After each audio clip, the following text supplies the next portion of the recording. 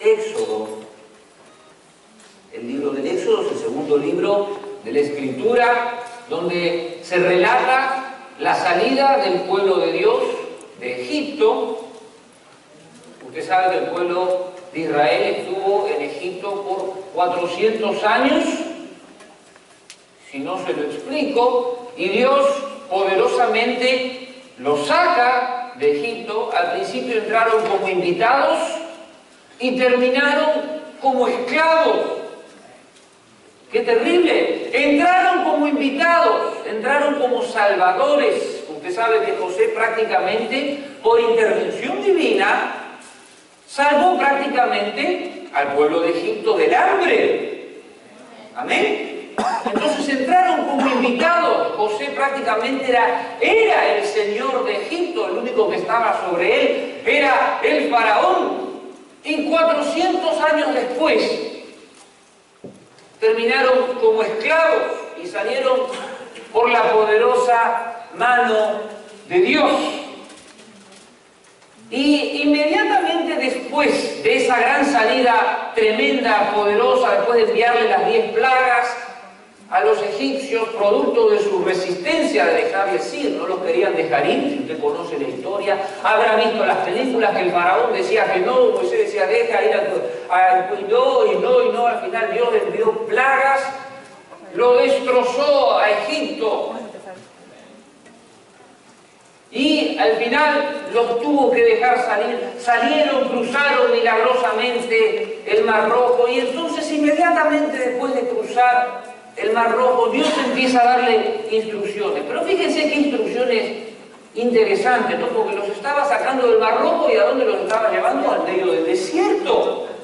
Y uno dice, ¿qué pueden hacer en el desierto? Fíjense una de las cosas que empieza a dar instrucciones Dios a través de Moisés. Les habla del verso 42, dice, esto será el holocausto continuo por vuestras generaciones.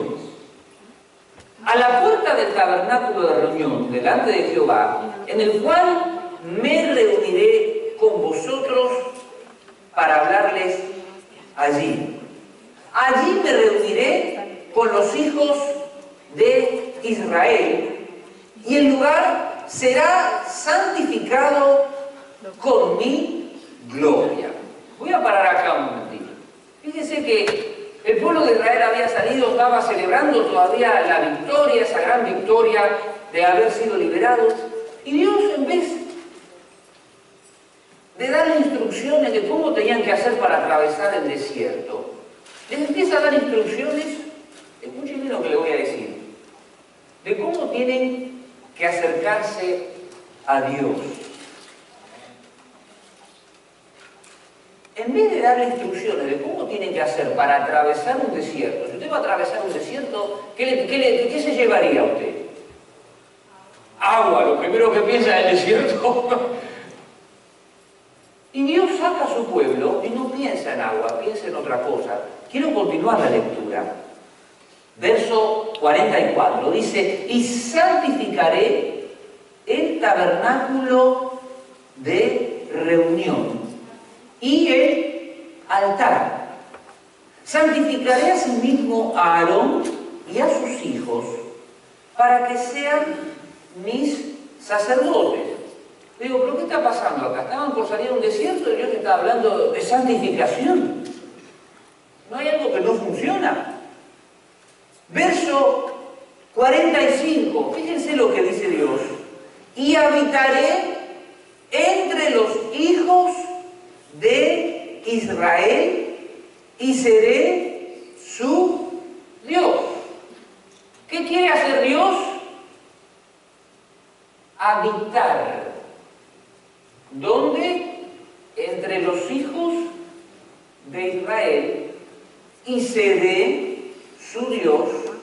El verso 46 termina diciendo, y conocerán que yo soy Jehová, su Dios, que los saqué de la tierra de Egipto para habitar en medio de ellos. Yo, Jehová, su Dios. Amén. Qué palabra hermosa, qué palabra tremenda. Quiero hacer una pequeña introducción de lo que estaba diciendo recién para hablar de lo que vamos a estar hablando en esta tarde. Y es que les decía hace un rato que lo saca al desierto y no les da un mapa. ¿Usted saldría a un desierto sin un mapa? ¿Usted saldría a un desierto sin un plan? ¿Usted saldría sin un camino preparado? ¿Usted cuando va a hacer un viaje, qué es lo primero que hace? Agarra, le pone gasolina, revisa el carro, se lleva un GPS. ¿No es cierto? Antes era el mapa, ¿no? Era el mapa ese grandote que vendían en la Walmart. Ahora uno ya le pone el GPS y pone la ruta y que la ruta lo lleve ahí, ¿no es cierto? Amén, de todas las cosas. Yo creo que usted piense que en este momento Dios estaba sacando a un grupo grande, a todo un pueblo, a toda una nación, los estaba metiendo en el desierto y en vez de darle un mapa, en vez de darle un plan, en vez de decirle sigan por este camino, lleven pan, dice, no les preparó pan, no les dio agua, no les dio ropa, no les dio bloqueador solar. Los estaba sacando del desierto y no les dio un bloqueador solar. Entonces, ¿qué está pasando acá? ¿Qué clase de Dios es este? No le dio un GPS, no le dio nada, agarró, sacó un grupo de gente de 2 millones de personas y los aventó ahí, los puso ahí en el... ¿Qué está pasando acá? Y encima, cuando el primer speech, el primer discurso que se da, en vez de demostrarnos el camino, darnos agua, usted sabe que después todo el camino del desierto fue todo un camino de quejas, ¿no? Usted recuerda que no comían carne, que no tenían agua, que les pasaba esto. Ahora, ¿por qué Dios los saca al desierto y no piensa en... Yo quiero decirles algo, Dios sí pensó en todo eso. Pero Dios pensó en lo más importante. Y uno dice, ¿qué era lo más importante para el pueblo de Dios y qué es lo más importante en este día para tu vida? Porque a veces uno está pensando, ¿qué es lo más importante? ¿Qué puede ser lo más importante para mí? Y a veces nosotros, si estuviéramos en el desierto, pensaríamos en la botella de agua, pensaríamos en una comida, pensaríamos en una cobertura, en un bloqueador solar. Pero Dios estaba pensando en algo más importante que todas esas cosas. Y lo más importante era que Dios tenía que estar con usted. Dios tenía que estar con su pueblo. Y esa era la lección más importante que el pueblo de Dios tenía que aprender en esa época. Y esa es la lección más importante que la iglesia tiene que aprender en este tercer milenio que estamos comenzando.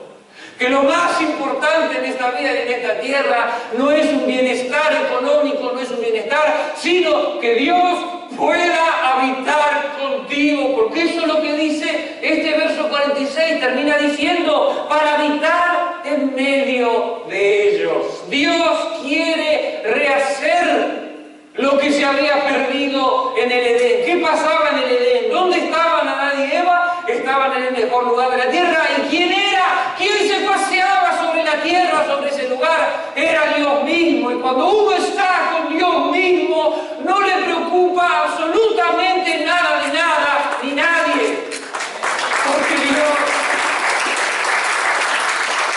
Porque Dios va a tomar cuidado de todas esas cosas. Pasa que nosotros aplicamos el sentido inverso. El sentido inverso es yo necesito ocuparme de todas otras cosas para entonces sí poder dedicarme a Dios. Y ahí viene el gran conflicto, cuando uno se enfoca en las cosas secundarias y no en la cosa principal, que es Dios. Dios no te va a dejar que te mueras de hambre, Dios no te va a dejar desnudo, descalzo, en medio de la tierra. Dios no iba a dejar al pueblo de Israel abandonado en el desierto. Dios no te va a dejar abandonado, abandonada en esta tierra.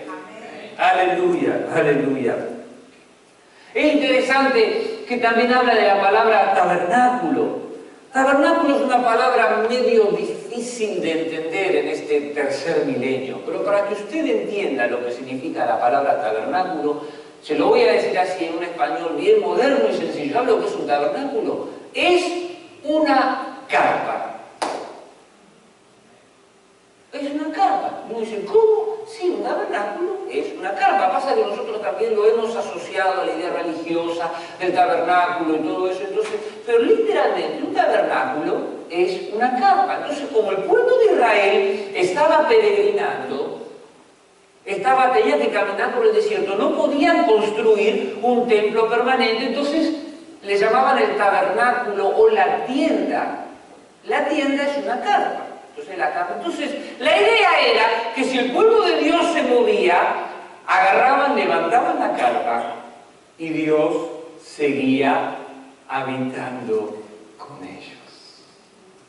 ¿Me entiende? Por eso era la idea de la carpa. Entonces, mi hermano,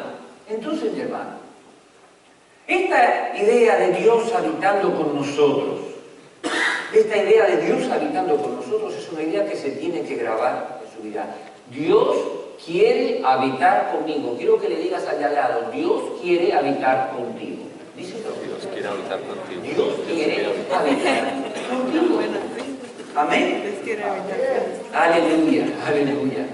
Entonces, usted sabe que el pueblo de Israel llegó a la tierra prometida, se instaló y el tabernáculo de reunión ahí quedó. ¿Sí? Ahí quedó. ¿Saben, hermano, quiero decirle algo en esta tarde. Quiero decirle algo. Cuando usted pierde de vista este objetivo de que Dios es lo principal, lo primero que hace es dejar de lado las cosas de Dios. Así le pasó al pueblo de Israel. Cuando llegaron a la tierra prometida, agarraron, construyeron sus casitas, hicieron todo bien, y la tienda siguió siendo tienda. Es más, hasta el arca, si usted conoce la escritura, la usaron como una caja, como un amuleto. Y uno dice, pastor, ¿qué está diciendo? Sí, cuando fueron a pelear contra los filisteos, en el libro de Jueces, dice que llevaron el arca para ver que el arca les diera suerte y ganarle a los filisteos. ¿Y qué pasó? Perdieron la batalla, murieron los hijos de los sacerdotes y hasta los filisteos se agarraron del arca. Y uno dice, ¿por qué? Si en el arca, usted sabe el arca, ¿no? El arca esa del pacto. Si el arca simbolizaba la presencia de Dios, pasa que nosotros nos olvidamos de lo principal, que Dios es espíritu. Y Dios no quiere que asociemos en algo material su presencia. Yo ahora voy a ir llegando a la idea y ustedes van a ir entendiendo a lo que el Espíritu Santo preparó para esta tarde. Pero mi hermano, esta idea se fue perdiendo hasta que Dios levantó al rey David. Y el rey David dijo, dice, tengo una casa linda y Dios todavía habita en tienda. ¿Recuerda? Entonces dice, voy a construir una casa y Dios le dijo que no. ¿Por qué? Porque había sido muy guerrero David. Hay que ser guerrero, pero guerrero espiritual, hermano. Pero había sido muy guerrero y dice, tú no, voy a levantar uno, dice, de tus lomos, alguien de paz. Porque la casa de Dios se levanta sobre la paz. No se levanta sobre la guerra. Por eso no lo dejó a David levantar una casa. Dios es un Dios de paz y las cosas de Dios se levantan sobre la paz de Dios. ¿Me entiende, mi hermano? Hermanos, perdón, se me escapó el primer punto y te pido que me pongas el primer punto, mi hermana, que era Dios habitando con nosotros. ¿Amén? Ese era el primer punto que ya estábamos trabajando. Yo empecé y se me fue el tema, pero realmente es el primer punto, Dios habitando con nosotros. Mis hermanos, Dios quiere levantar un templo en este lugar, pero es un templo de personas, no un templo de edificios. ¿Me entiende? Dios quiere levantar, por eso Él quiere habitar en nuestras vidas, por eso decíamos Dios conmigo, Dios contigo, Dios contigo. Y continuando con la historia de David, Salomón levantó ese templo, y dice que cuando Salomón levantó ese templo, pasó algo tremendo. Te pido que me pongas el pasaje, mi hermana, por favor, el pasaje de Segunda Crónica. Dice que cuando Salomón terminó de orar, de los cielos descendió fuego, dice, y consumió el holocausto y las víctimas, y la gloria del Señor llenó el templo. Aleluya. Dice, los sacerdotes no podían entrar en el templo del Señor porque su gloria había llenado el templo. Aleluya. Ese es el deseo de Dios para con nosotros, que nosotros seamos llenos de su gloria. ¿Me entiende? ¿Me entiende cómo se va desarrollando la idea? Acá habían recibido una visitación del Espíritu Santo. La gente no entendió todavía lo que era el Espíritu Santo, pero dice que la gloria de Dios bajó. Y la gloria de Dios tiene que bajar sobre nuestras vidas de esta forma, mis hermanos. ¿Me entiende? Entonces, después de toda esta introducción, mis hermanos, yo quiero que usted vea lo que dice, que cuando dice que fuego descendió y consumió el holocausto y las víctimas. Y uno dice, ¿qué significa esto del holocausto y las víctimas? Te lo voy a decir así.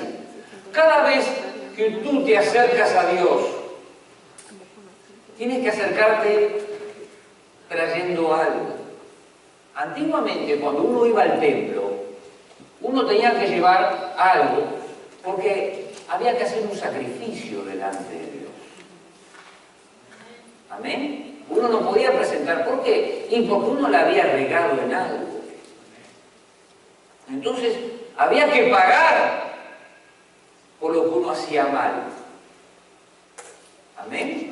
Eso está en la Biblia. Lo que yo estoy diciendo acá está en la Biblia. Cuando uno se presentaba delante de Dios, uno tenía que traer algo. Uno no podía venir y presentarse así nomás. ¿Por qué? Porque cuando uno hace las cosas mal, tiene que cambiarlas y tienen que quedar bien.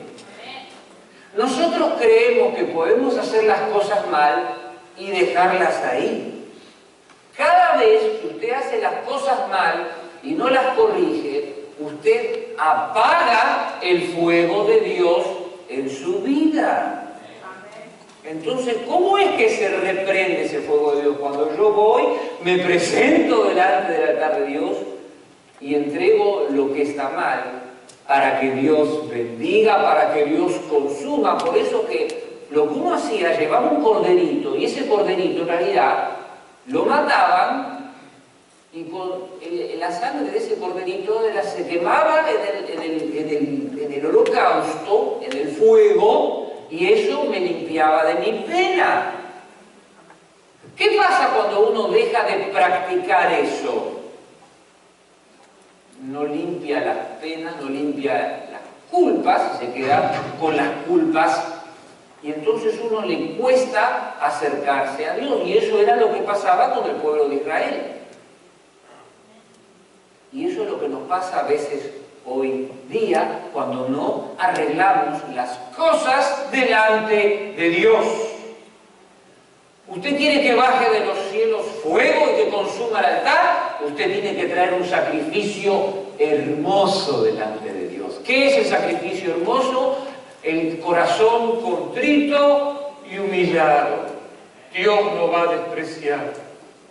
El problema es que a veces nosotros no traemos un corazón contrito y humillado. ¿Sabes lo que es un corazón contrito? Un corazón que está totalmente quebrado emocionalmente porque sabe que ha cometido una falta que tiene que ser arreglada, que está dispuesto a cambiar y hacer las cosas bien. Entonces, mi hermano, en ese momento, cuando uno se acercaba con un animalito, el animalito era algo más. Era verdaderamente algo espiritual que uno tenía que hacer. El problema es que la gente se empezó a acostumbrar, escuche bien lo que le voy a decir, a hacer un ritual. ¿Saben lo que es hacer un ritual? Es ir, cumplir con alguna cosita para sacarme el problema de encima. Entonces, ¿qué va a hacer? Hoy estoy apurado, oro así nomás, Señor, gracias por este día, y se acabó, Señor, porque estoy apurado y ¡pum! ¿Sabe lo que está haciendo? Está trayendo un sacrificio defectuoso delante de Dios. ¿Por qué? Porque no lo está haciendo de corazón. Un sacrificio, mi hermano, es un sacrificio. ¿Sabe lo que significa? Cuando usted dice, ay, me sacrifiqué tanto por esta persona, ¿qué significa? Que usted invirtió tiempo, dinero, esfuerzo, ¿no es cierto? Y un sacrificio, literalmente, para Dios significa eso. Que invierte tiempo, dinero, esfuerzo en que Dios se lleve toda la gloria y toda la honra. Y cuando usted invierte ese tiempo, ese dinero y ese esfuerzo, el fuego de Dios va a bajar sobre su vida. Y Dios va a cubrir todo lo que usted necesita. Pero cuando usted hace el sentido opuesto, comienzan los problemas. Y entonces a Dios le empieza a dedicar el resto de su tiempo, si le queda. No le da nada, no, que los diezmos ya ni los diezmos, ¿no? Así pasa el deterioro espiritual. Lo que era una cosa hermosa, lo que era una experiencia, lo que era algo vivo de Dios, se convierte en un ritual y empieza a hacer locuras espirituales. Yo te pido que me pongas el pasaje de Malaquías, mi hermana. Dice, ¿acaso no está mal que me ofrezcan el sacrificio animales ciegos? ¿Sabe lo que había hecho el pueblo? Había caído en este error. En vez de hacer un sacrificio, hacer algo hermoso, ver un momento de acercarme a Dios, de abrir mi corazón, de hacer que el fuego de Dios baje, agarraba y hacía algo fácil. ¿Qué es hacer algo fácil? En ese momento era traer un animal ciego.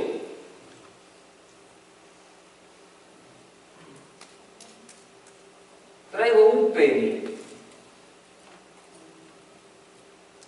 Pero en la casa de Dios no un penny, ¿no? Y después, no, para el PlayStation.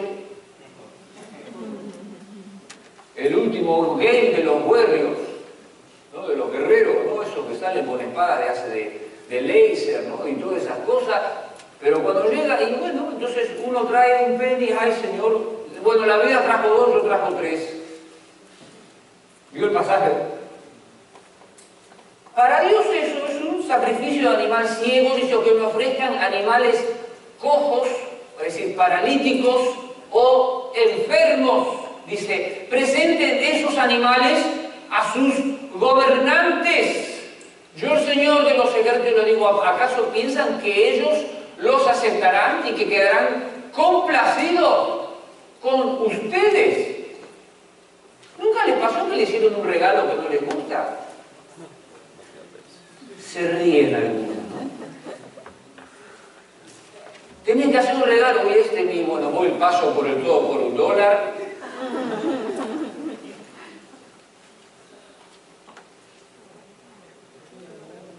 No se sacrificó nada.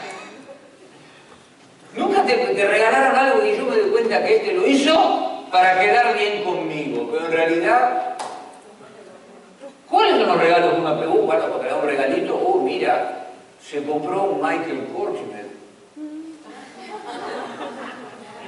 No sé, me hablaron de esa marca últimamente, me hablaron del Michael Kors y están todos con eso, qué sé yo.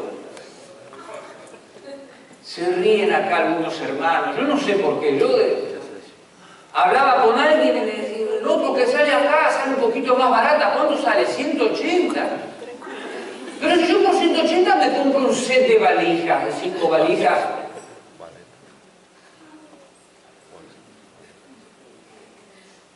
Perdón, digo la verdad. su dinero. ¿Amén? Yo no te voy a andar diciendo cómo lo tienes que gastar, pero yo te voy a diciendo lo que dice la Escritura. No le traigas a Dios un sacrificio ciego. ¿Amén? Porque Michael Kors, te puedo asegurar que problemas económicos no tiene.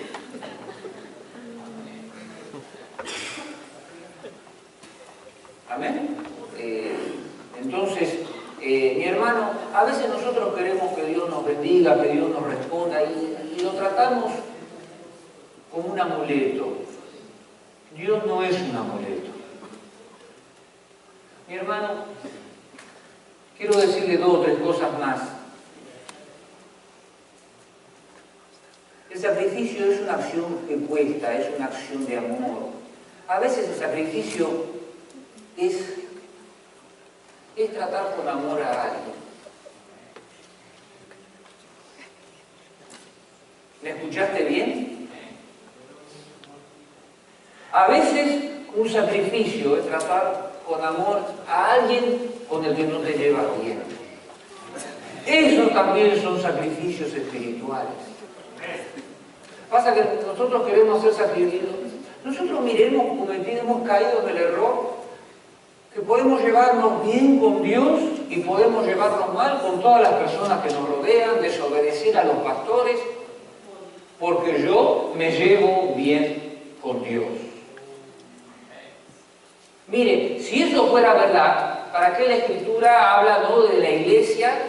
La iglesia, usted ya sabe quién es. ¿De quién es la iglesia? Dios. Jesús dice, mi iglesia. Y Jesús dice que va a volver por su iglesia. Entonces la gran mentira diabólica que se ha metido en este tercer milenio es creer que uno se puede llevar bien con Dios y que a la gente de la iglesia la puede ignorar, la puede maltratar, porque yo me llevo bien con Dios. Para Juan el tema era bien claro. Si yo digo que amo a Dios pero odio a mi hermano, ¿qué dice Juan? ¿Que estoy en qué?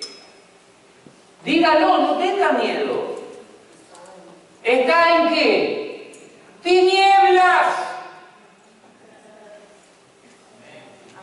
Si yo amo a Dios, ¡ay Señor! Yo me sacrifico todo por ti, pero a este Dios.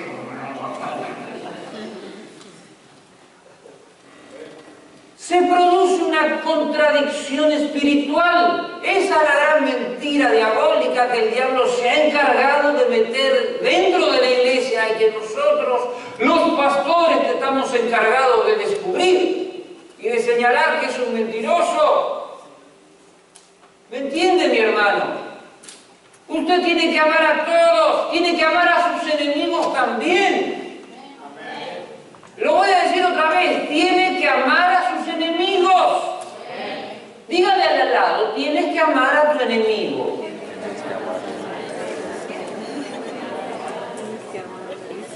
Tienes que amar a tu enemigo, tienes que amar a tu enemigo. Nadie me dice a mí que tengo que amar a mi enemigo. No mis enemigos. Tengo que amar a mis enemigos. Era vez que tengo que amar a sus amigos. Qué buena que es. Hermanos, si nosotros pudiéramos entender la dimensión espiritual a la que podemos entrar cuando nosotros nos convertimos en sacrificio vivo para Dios, eso es a lo que Dios nos quiere llevar.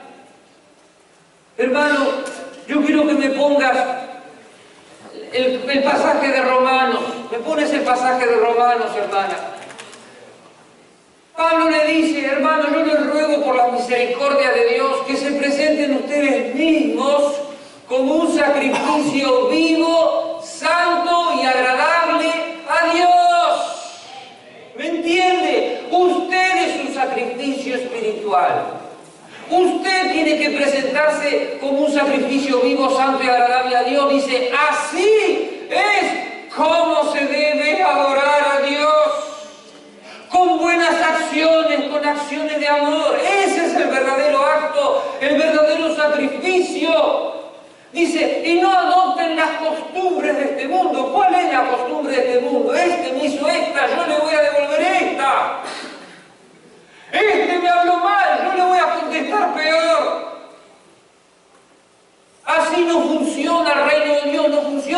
ni fuera de la iglesia, ni dentro de la iglesia.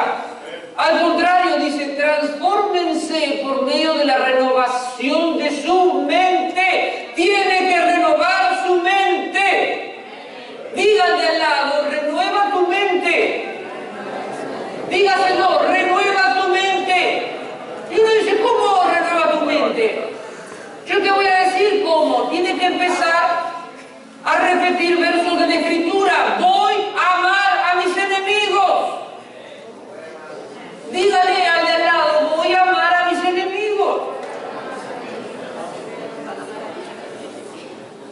Amén, amén. Así usted se convierte en un sacrificio vivo, santo y agradable a Dios. ¿Cómo va a ser usted un sacrificio? Si no va a ser, perdóneme, ¿sabe que se va a convertir? En un animal ciego. Ay, yo un animal, y bueno. O usted es un sacrificio vivo, o usted es un animal ciego que, perdóneme, porque no va a ver espiritualmente lo que tiene que hacer. ¿Me entiende? No va a caminar, va a ser un animal cojo, un animal paralítico, no va a poder hacer cosas para Dios. Todo lo contrario, un sacrificio vivo, santo y agradable a Dios. Eso es lo que Dios está esperando de su pueblo. Si no, mi hermano, usted se convierte en alguien que se opone a las cosas de Dios. ¿Me entiende? Cuando usted no hace la voluntad de Dios, ¿sabe lo que dice Jesús? El que no junta conmigo se puede quedar quietito en la silla. Dice así la Escritura. La Escritura es muy clara. Dice, el que no junta conmigo desparrama. Es decir, si yo no ejerzo un acto de amor sobre la vida de los que me rodean, estoy ejerciendo un acto de indiferencia, y la indiferencia es diabólica. ¿Me entiende? Porque cuando yo paso por al lado de mi hermano y no lo saludo, ya estoy ejerciendo un acto negativo. Ya esto me pongo increíblemente a trabajar del otro lado. Y Dios no tolera eso. Por eso Jesús, en Juan 8:44, ¿sabe lo que le dijo a los judíos? Ustedes se están portando mal. Ustedes están haciendo... ¿Sabe lo que le dijo Jesús a los judíos en Juan 8:44? Les dijo, ustedes son hijos de su padre, el diablo. No lo digo yo, por favor, hermana, busca Juan 8:44, así lo leemos todos juntos. Juan 8, pues dice, vosotros sois de vuestro padre el diablo. Ay. Y sí, si usted hace la voluntad del diablo, si usted hace las cosas, por ahí la computadora, ahí está Jenny trabajando, gracias. Usted se mete en el terreno del diablo. ¿Me entiende, mi hermano? Mi hermana. Ahí está. Vosotros sois de vuestro padre el diablo y los deseos de vuestro padre queréis hacer. Es decir, si usted tiene ganas de devolvérsela, ¿no es cierto? ¿Qué está desarrollando usted? ¿Deseo de quién? Si usted no quiere saludar a alguien, si usted se opone a alguien, ¿el deseo de quién está haciendo?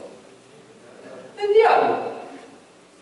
Jesús, yo por eso le decía a usted que usted tiene permiso para hablar mal del diablo. Mire lo que dice Jesús del diablo. Él ha sido un homicida desde el principio. Porque ¿qué es lo que trata de hacer el diablo? Trata de matar la vida de Dios que hay en tu corazón. La trata, ¿no? Dice, ha sido un homicida desde el principio, no ha permanecido en la verdad, porque no hay verdad en él. Es un mentiroso. Dice, porque no hay verdad en él. Cuando habla mentira de suyo, habla porque es mentiroso y padre de mentira. ¿Me entiende? Entonces, cuando usted dice una mentira, ¿en nombre de quién está hablando? Lo repito, cuando usted dice una mentira, ¿en nombre de quién está hablando? Entonces, por favor, ni se le ocurra decir una mentira. Ni una mentira piadosa. Ni chiquita. No, ni chiquita. Mire, le voy a decir para que usted lo entienda. Usted se haría una operación en su cuerpo y dejaría a un microbio bien chiquitito justo acá donde lo tienen que cortar. ¿Usted dejaría un microbio ahí bien chiquitito? ¿Sabe por qué? Porque ese microbio bien chiquitito se puede meter en su cuerpo y hacer una infección que lo mata. O le va a quedar muy difícil de recuperarse. Y lo mismo pasa cuando uno dice una mentirita, una mentira blanca, después una mentirita, después una mentira, después una mentirota. Y cuando se descuida, ya nadie cree en usted. Y no que le va a creer si dice todas mentiras. Como me decía mi hija una vez hablando, ese es un mentiro. Era uno que decía muchas mentiras, entonces no sabía si es mentiroso o si es un mentiro. Y me causó gracia, y entonces todavía a veces decimos un mentiro ese. Mi hermano, sea un sacrificio vivo, santo y agradable a Dios. No se oponga a las cosas de Dios, porque cuando usted se opone a las cosas de Dios, nos convertimos en lo que dice Jesús en el libro del Apocalipsis. ¿Sabe lo que dice Jesús a los que se oponen a las cosas de Dios? Lo llama sinagoga de Satanás. ¿Me puedes poner el pasaje de Apocalipsis 3:9? Jesús estaba dando mensajes a las iglesias. Y dice, yo haré que ellos en la sinagoga de Satanás. ¿Saben por qué le dice sinagoga de Satanás? Eran las personas que se oponían, escuche bien lo que le voy a decir, se refiere a las personas que se oponían al reino de Dios y su justicia. Se oponían al mensaje de Cristo. Dice, que dicen ser judíos, que dicen pertenecer al pueblo de Dios. Y el mismo Jesús dice, no lo son, sino que mienten. ¿Me entiende cómo funciona? Jesús estaba dando un mensaje a la iglesia, le dice, para que vayan y se arrodillen delante de ti y reconozcan que yo te he amado. Dios va a amar a los que se sacrifican por su reino. Dios les va a respaldar, Dios les va a cuidar, Dios les va a proteger si tú te sacrificas por su reino. Eso es lo que Dios quiere, eso es lo que Dios está esperando de su iglesia. Mi hermano, yo puse una pantalla, yo no sé si salió esa pantalla ahí, pero tu condición espiritual, mi hermano, mi hermana, va a determinar qué clase de sacrificio eres. Tu compromiso con Dios, tu determinación a seguir a Dios con toda la determinación de tu corazón, va a determinar qué clase de hijo, qué clase de hija eres. Si lo sigues de todo corazón, vas a hacer cualquier cosa por el reino de Dios, vas a sufrir cualquier humillación, ¿verdad? Pero si tú pones condicionamientos y vas a decir, bueno, no, sí, hasta acá sí, hasta acá no, hasta acá sí, hasta acá no. Pero hermano, quiero terminar con este tercer punto, que yo soy el templo de Dios. Yo soy. Y uno dice, pastor, ¿de dónde sacó eso? Lo saco de la Escritura, obviamente, yo no estoy creando ideas nuevas. Simplemente tengo que traer lo que está en la Escritura y traérselo a usted y expandir esa idea. ¿Me puede poner el pasaje que explica por qué soy templo de Dios? El mismo Pablo le dice, ¿acaso ignoran que el cuerpo de ustedes es templo del Espíritu? Tu cuerpo es templo del Espíritu Santo que está en ustedes y que recibieron de parte de Dios, y que ustedes no son dueños de sí mismos, porque ustedes han sido comprados, el precio de ustedes ya ha sido pagado. ¿Cuál fue el precio? Cristo, el sacrificio perfecto. ya ha sido pagado. Por lo tanto, den gloria a Dios en su cuerpo y en su espíritu, los cuales son de Dios. Mi hermano, si usted llega a este concepto, usted va a sentir que Dios está con usted todos los días de su vida, que usted está, que esa habitación, esa tienda espiritual, es algo que está permanentemente con usted. Que usted va a sentir la presencia de Dios por donde vaya, que usted no va a tener miedo. ¿Se acuerda que yo les conté la semana pasada de este hombre que me quiso golpear 2 veces? Mire, en ningún, o sea, les digo la verdad, cuando yo me escapé porque no quería que me pegue.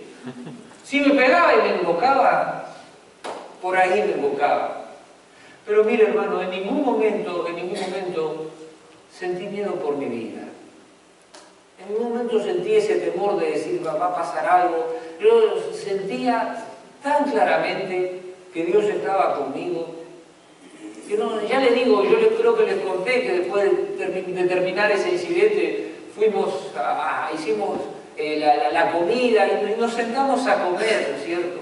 Saben que volvió el Señor, que vino a amenazar otra vez, ¿no? Aunque esta vez fue más astuto, ya me empezó a amenazar de adentro de su casa. Y uno dice, ¿y ahora qué hacemos? Nada. Somos un sacrificio vivo, santo, agradable a Dios.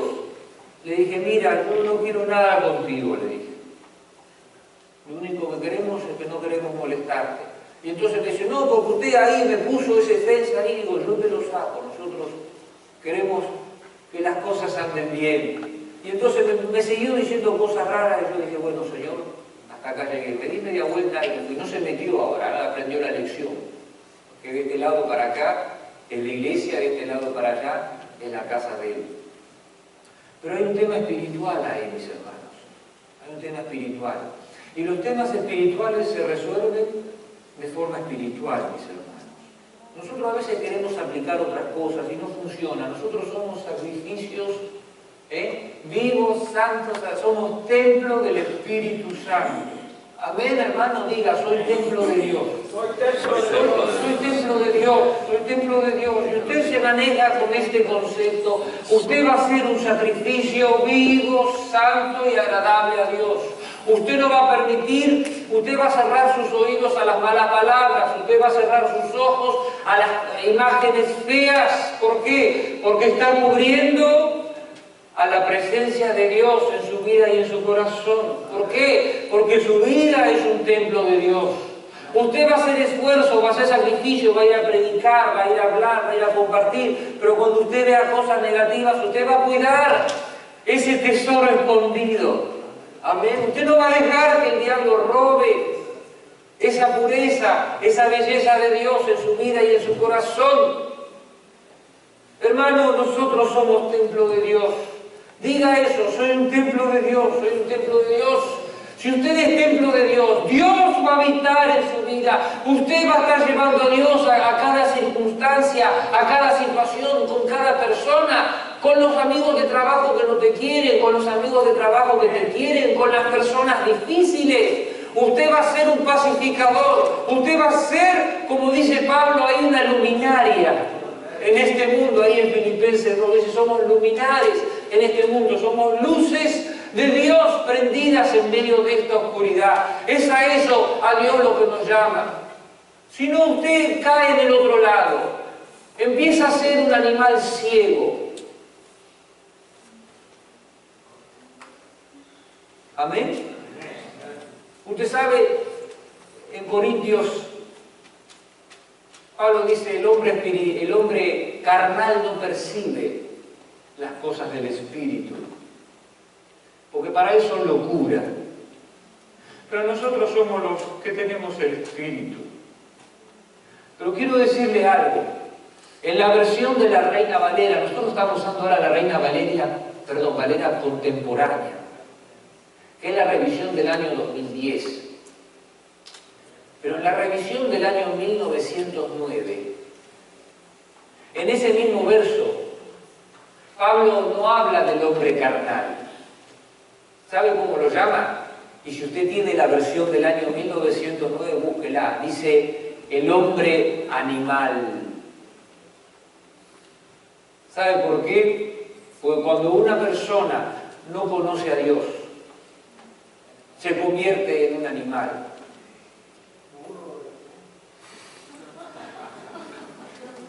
Allá atrás dice, se convierte en un burro, claro.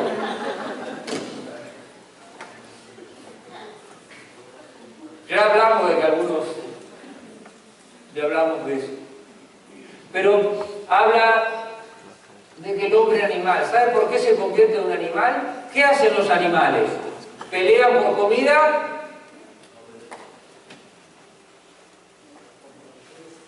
¿Se enojan y pelean? ¿Pelean por la hembra?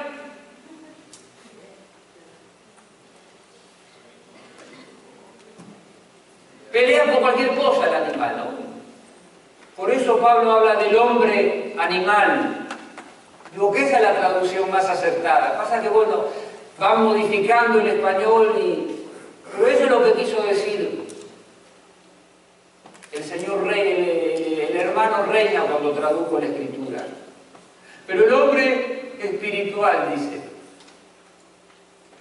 El hombre espiritual percibe las cosas del Espíritu. Sean espirituales, sean hombres y mujeres del Espíritu. Y van a darse cuenta que más de una vez lo que la gente necesita es una dosis de amor, una dosis de perdón.